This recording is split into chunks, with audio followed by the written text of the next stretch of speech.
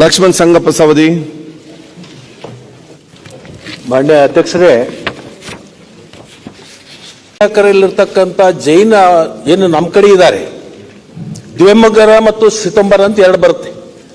ಇವರೆಲ್ಲರೂ ಕೂಡ ಸಸ್ಯಾಹಾರಿಗಳು. ಸಸ್ಯಾಹಾರಿಯದರಲ್ಲಿ ಮತ್ತು ಅದರಲ್ಲಿ ವಿಶೇಷವಾಗಿ ಸಾತ್ವಿಕ ಸಸ್ಯಾಹಾರಿಗಳು. ಇವರು ಬೆಳ್ಳುಳ್ಳಿ ತಿನ್ನಲ್ಲ, ಈರುಳ್ಳಿ ತಿನ್ನಲ್ಲ. ಇವ್ರ ಮಕ್ಕಳೆಲ್ಲ ಹಾಸ್ಟೆಲ್ನಲ್ಲಿ ಇರ್ತಾರೆ.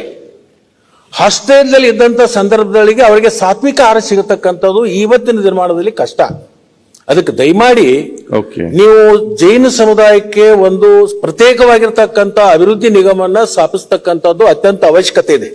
ನಾನು ಸಚಿವರಿಗೆ ಯಾಕೆ ವಿನಂತಿ ಮಾಡ್ತೇನೆಂದ್ರೆ, ಇದು ನಿಮ್ಮ ಕಾಲಾವಧಿ ಒಳಗ ಆದಷ್ಟು ಬೇಗನೆ ಇದನ್ನು ನಿಗಮವನ್ನ ಘೋಷಣೆ ಮಾಡುವಂತದ್ದಾಗಬೇಕು ಮತ್ತು ಅದು ಆಗುವವರೆಗೆ ಪ್ರತ್ಯೇಕ ಹಾಸ್ಟೆಲ್ ಆದರೂ ಒಂದು ತೆಗೆಯುವಂತ ಕೆಲಸವನ್ನ ತಾವು ಮಾಡಬೇಕು ಅಂತ ಹೇಳಿ ನಾನು ನಿಮ್ಮ ಮುಖಾಂತರ ಅವರಿಗೆ ಒತ್ತಾಯವನ್ನು ಮಾಡ್ತೀನಿ.